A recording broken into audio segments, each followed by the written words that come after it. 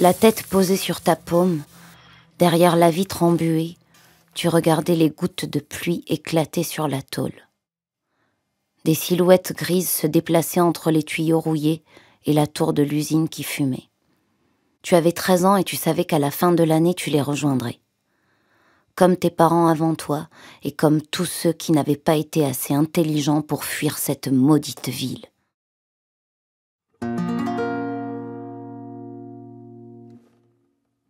Boum, boum, boum. L'usine battait la chamade au cœur de la ville. Tic, tic, tic, faisait le bruit de la vis qu'Alexandre tapotait contre la vitre au rythme de l'acier qui se tordait. Ses doigts couraient sur le rebord de la fenêtre. Il faisait chanter le bois, le verre et le fer. Il pianotait si vite qu'on n'apercevait que leurs ondulations. Soudain, une caravane s'étira dans la grande rue, juste sous ses fenêtres. Les roues des roulottes luttaient pour ne pas s'embourber. Alexandre suivit du regard le cortège rouge jusqu'aux abords de la ville. Qui pouvait bien se perdre ici ? « Alexandre, dépêche-toi, tu vas être en retard. Tu as intérêt à bien travailler à l'école aujourd'hui. Et tu ne reviens pas avec un 0. » Tous les matins, c'était le même refrain. Ses parents n'étaient pas méchants, ils étaient juste inquiets. Agacé par ses réflexions, il prit un chemin de traverse et longea la voie ferrée jusqu'à l'endroit où les roulottes s'étaient installées. Il s'approcha timidement du camp.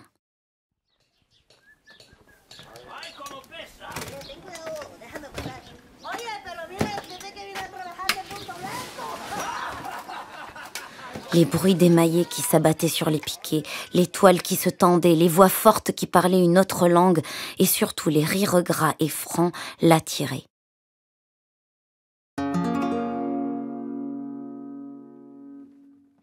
Alexandre se cacha derrière une butte. Médusé, ébahi, il observait la troupe. Un homme si fort et si grand qu'il devait bien faire 2 ou 3 mètres, avec des bras plus gros que le garçon, soulevait d'énormes poutres, armoires et tonneaux comme des sacs de plumes.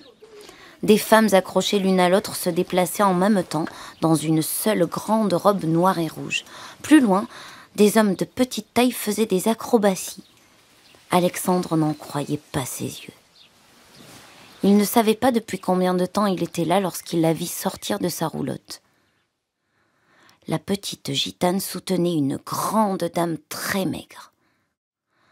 La fillette portait un fichu sur la tête et une robe bariolée.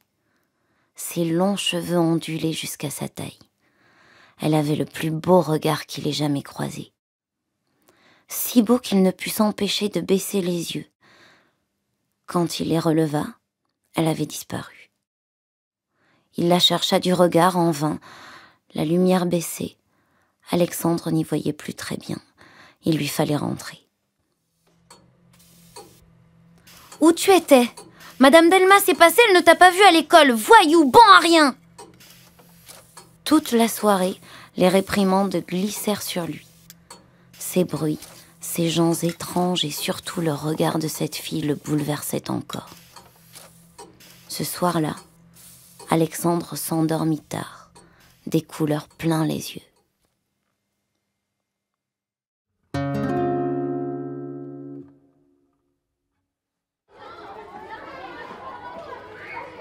Le lendemain matin, le père d'Alexandre le conduisit lui-même à l'école.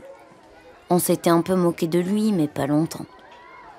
Tous n'avaient qu'un sujet à la bouche, les étrangers qui s'étaient installés la veille. Chacun avait quelque chose à raconter et les rumeurs fusaient. « C'est des forains, des voleurs, c'est mon père qui me l'a dit. Il en a croisé il y a quelques années. Pendant qu'on est au spectacle, il nous vide les poches.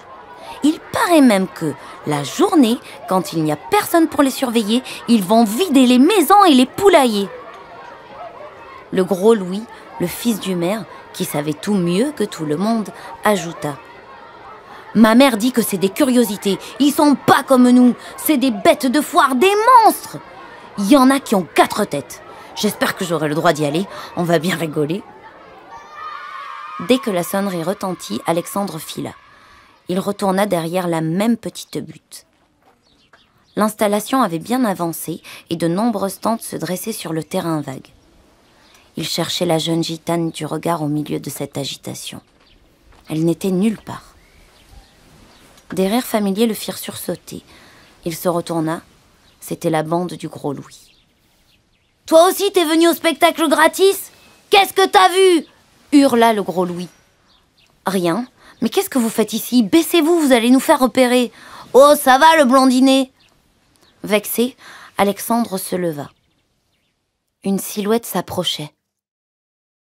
C'était elle.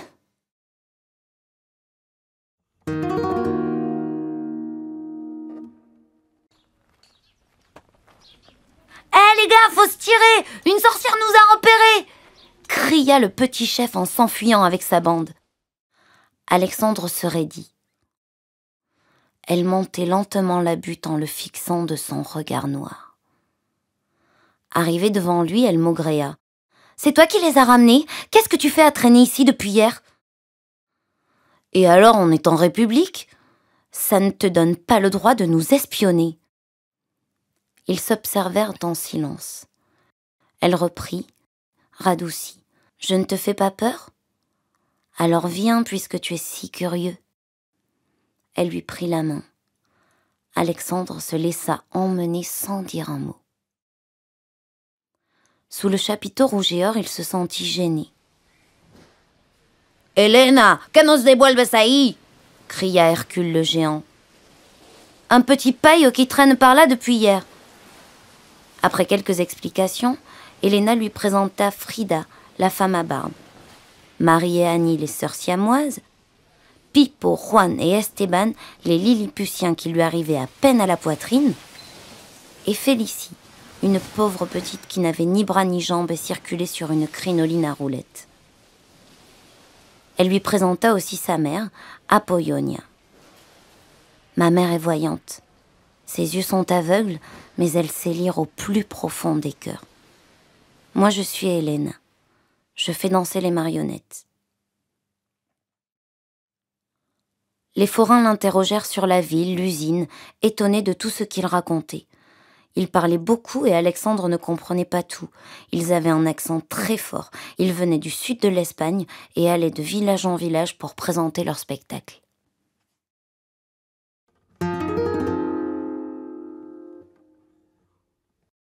Chacun repartit s'entraîner et Alexandre s'éloigna, attiré par un chant tout proche. Un chant, ou plutôt un rythme comme il n'en avait jamais entendu. Elena, ¿dónde está esa niña, no? Vale, vamos, Pepita. Bonito, sigue, ole.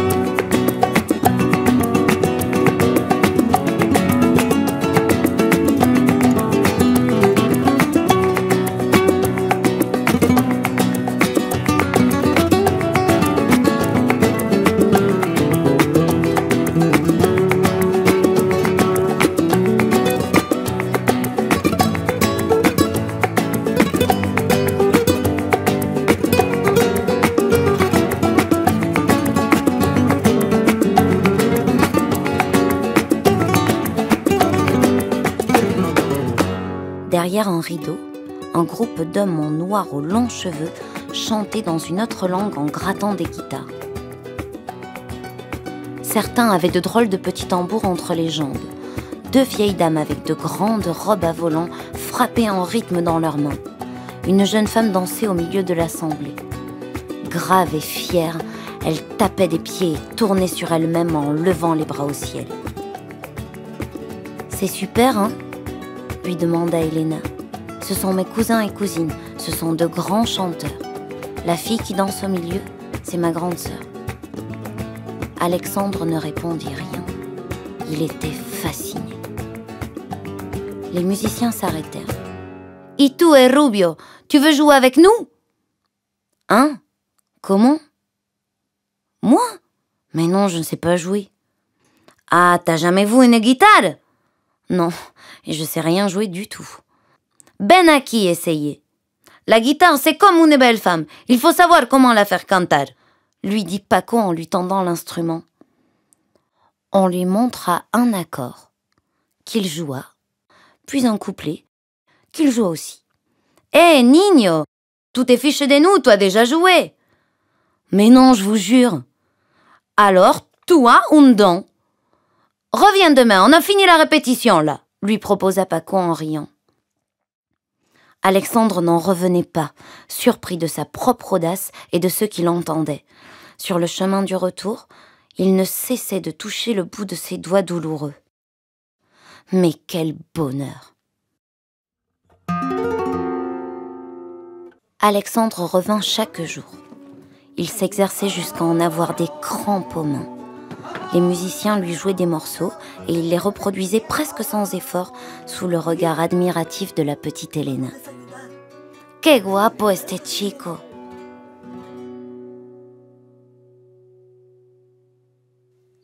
Un soir, alors qu'il se baladait, il parla de lui pour la première fois et de l'usine où il devrait passer le reste de sa vie. Les premières étoiles apparurent. « Il se fait tard, je dois rentrer. Mes parents vont me passer un sacré savon. Avant de partir, fais-moi une promesse. Écris-moi une chanson et je t'embrasserai. » « C'est promis, » murmura-t-il en se retournant. À chaque nouvelle répétition, Alexandre impressionnait la troupe. Tous venaient écouter ce jeune prodige. « Avec un petit Rubio comme toi dans le spectacle, on va faire un énorme succès !» Un soir, alors qu'ils étaient nichés au-dessus des roulottes, Elena s'impatienta. « Alors, et ma mélodie ? » ?»« J'y travaille, ne t'inquiète pas. » Alexandre préparait cette sérénade en secret. Paco, complice, lui traduisait les paroles. « Joue-moi au moins le début, insista-t-elle. »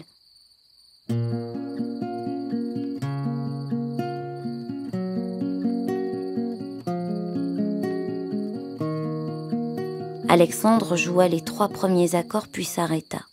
« Je te la chanterai en entier durant le dernier spectacle. Comme ça, tu ne te moqueras pas longtemps de moi. Le lendemain, tu seras parti. »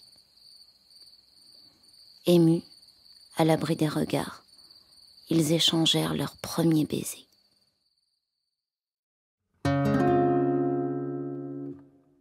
Enfin, le grand soir.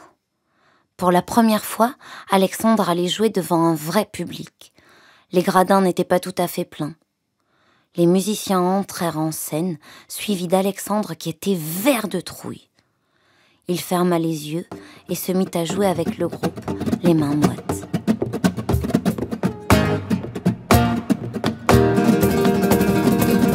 En mi ventana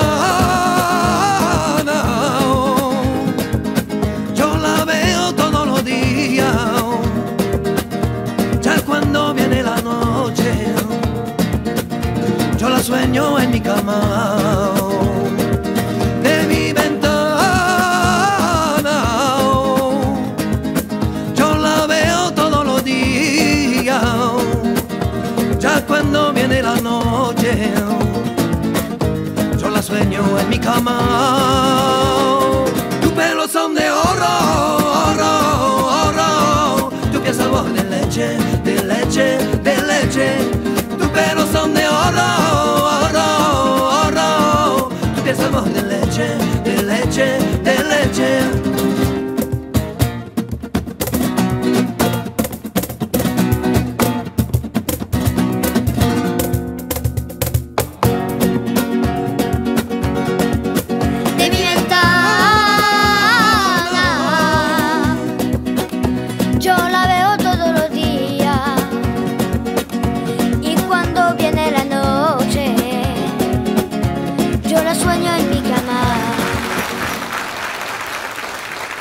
Il ne rouvrit les yeux qu'en entendant le public applaudir à tout rompre. Alexandre rit et salua avec les autres. Pour la première fois, il se sentait à sa place. Il était fort. Il aurait voulu que ce moment dure toujours. Alexandre rentra chez lui, des applaudissements plein la tête. Sur le pas de la porte, ses parents l'attendaient. « Petit voyou, que faisais-tu avec ces voleurs de poules, ces romanichels ? Madame Verneuil nous a prévenus. »« Ce ne sont pas des voleurs, ce sont des artistes, et moi, je veux être comme eux !» Son père l'attrapa par le col et le traîna dans sa chambre. Chaque jour après l'école, Alexandre était enfermé dans sa chambre avec l'interdiction de sortir. Il avait manqué toutes les dernières répétitions. Inquiète, Elena descendit jusque chez lui pour le voir. « Bonjour, je suis Hélène. Alexandre n'est pas venu aux répétitions depuis 4 jours. Il va bien ?» Elle s'arrêta, intimidée par le regard méfiant des parents. « Il n'est pas ici, et ce n'est pas la peine de revenir. Il n'a rien à faire avec des gens comme vous, » lui répondit Georges. Lucienne lui claqua la porte au nez. Blessée, Elena leva la tête et vit Alexandre derrière son œil de bœuf. Sur la vitre embuée, il dessina un cœur et lui sourit. Elena lui rendit son sourire et repartit, le cœur gros.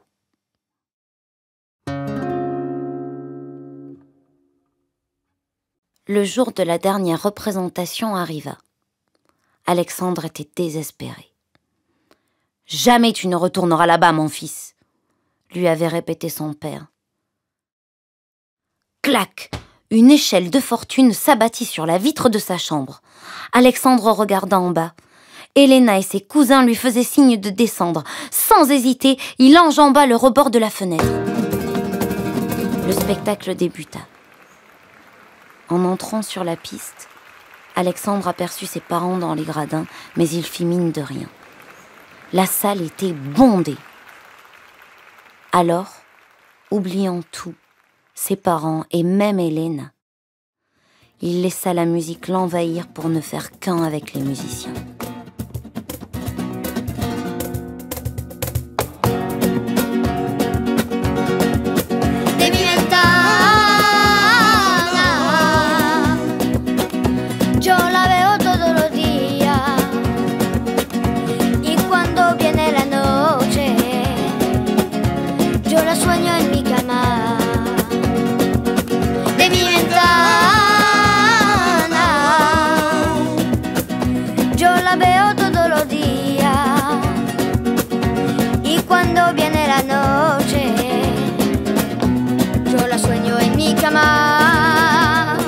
Pero son de oro, oro, oro. Tu que sabor de leche, de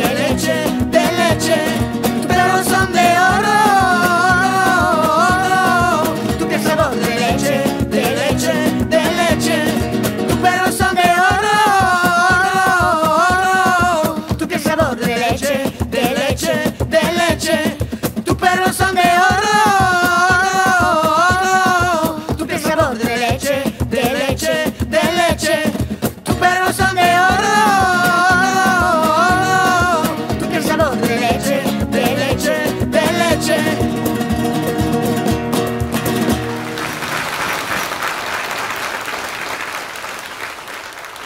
Chaque spectateur riait, dansait, claquait des doigts, et cette ville si longtemps endormie s'anima enfin sous le chapiteau. Le groupe joua sa dernière chanson, puis recula. Alors, Alexandre joua seul sa sérénade. Peu de gens comprenaient les paroles. Pourtant, tous l'écoutaient en silence. Elena, elle, pleurait.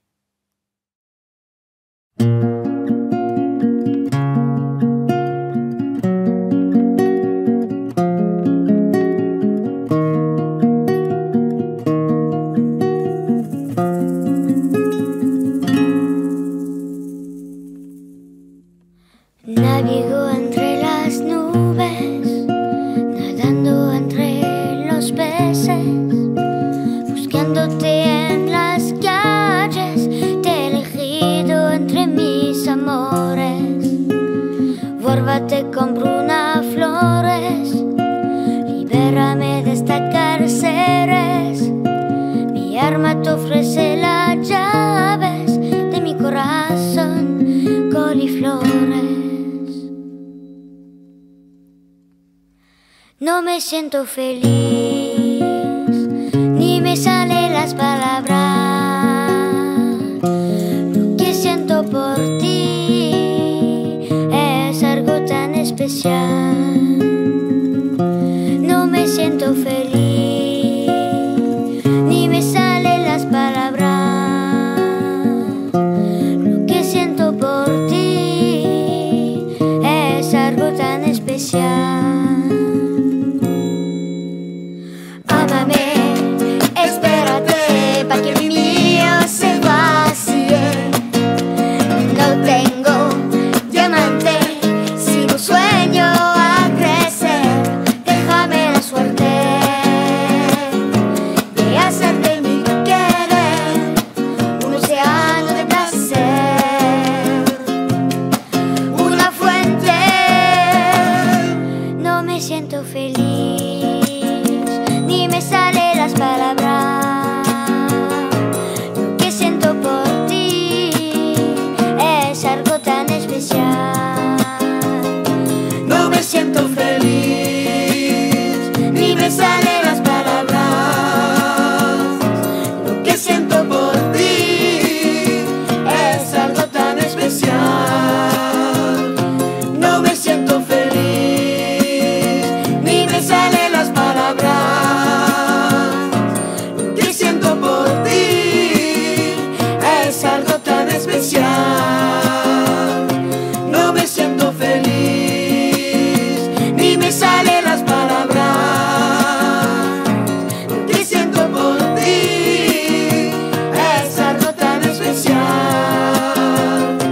No me siento feliz.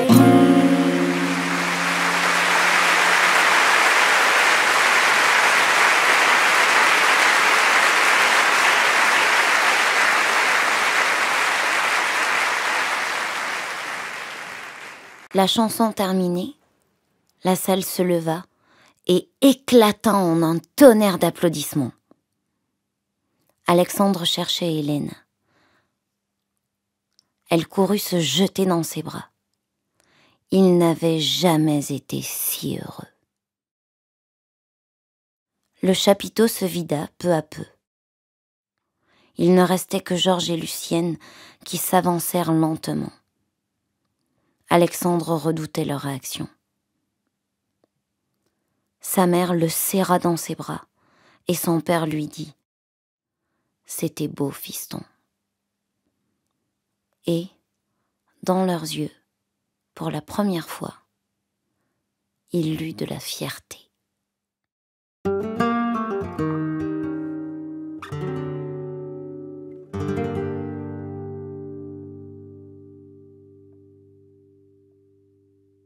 Depuis, tu as continué à composer et à jouer de belles sérénades pour moi. Tu as voyagé sous la lumière des étoiles et tu as enchanté le monde avec ta musique. Tu m'as donné 2 beaux enfants, dont le second, Felipe, joue déjà presque aussi bien que toi.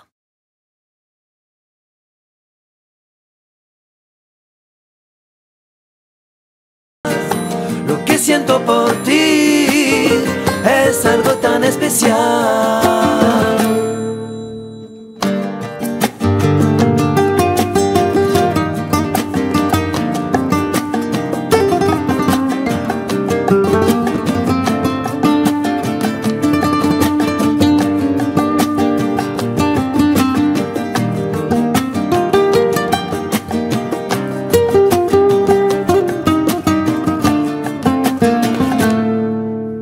Ámame, espérate pa' que mi mío se vacíe. No tengo diamante, sino sueño a crecer. Déjame la suerte de hacer de mi querer un océano de placer, una fuente. No me siento feliz, ni me salen las palabras. siento por ti es algo tan especial. No me siento feliz, ni me salen las palabras. Lo que siento por ti es algo tan especial. No me siento feliz, ni me salen las palabras. Lo que siento por ti es algo tan especial. No me siento feliz, ni me salen las palabras. Lo que siento por ti es algo tan especial. No me siento feliz.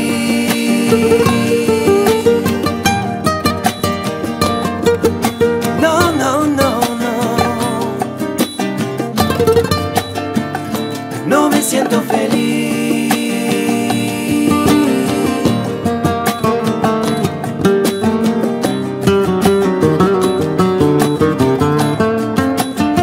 No me siento feliz.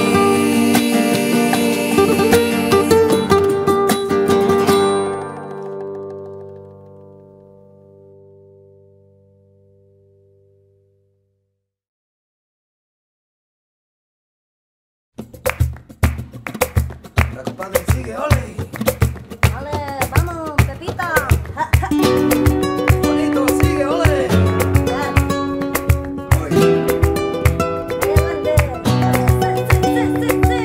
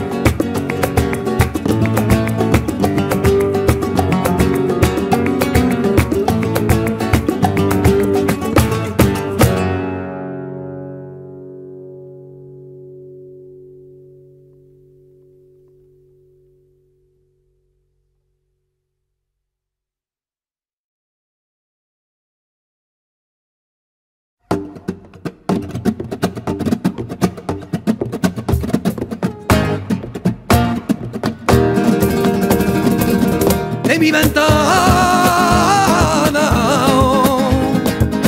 Yo la veo todos los días, ya cuando viene la noche, yo la sueño en mi cama. De mi ventana, yo la veo todos los días, ya cuando viene la noche, yo la sueño en mi cama.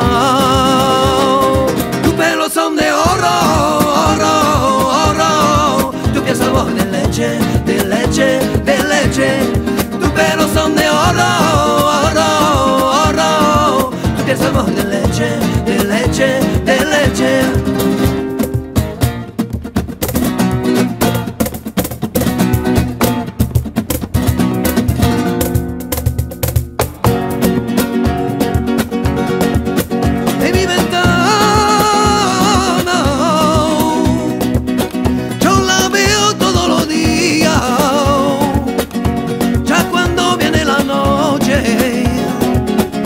Yo la sueño en mi cama. De mi ventana, yo la veo todos los días, ya cuando viene la noche, yo la sueño en mi cama. Pero son de oro, oro, oro. Tu piel sabor de leche, de leche, de leche. Tus pelos son de oro, oro, oro. Tu piel sabor de leche, de leche, de leche. Tus pelos son de oro, oro, oro. Tu piel sabor de leche, de leche, de leche. Tus pelos son de oro, oro, oro. Tu piel sabor de leche, de leche, de leche. Tus pelos son de oro, oro, oro. Tu piel sabor de leche, de leche, de leche. Tus pelos son de oro, oro, oro. Tu piel sabor de leche, de leche, de leche. Tus pelos son de oro, oro, oro. Tu piel sabor de leche, de leche, de leche. Tus pelos son de oro, oro, oro. Tu piel sabor de leche, de leche, de leche.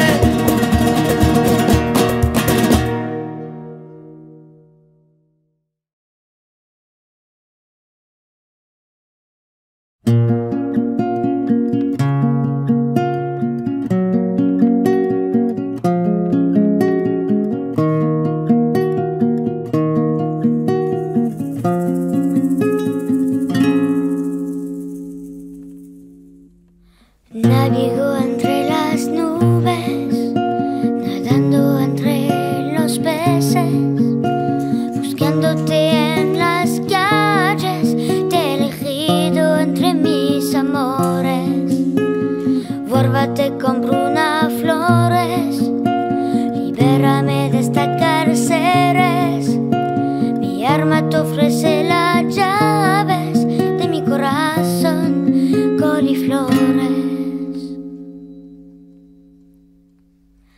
No me siento feliz, ni me salen las palabras.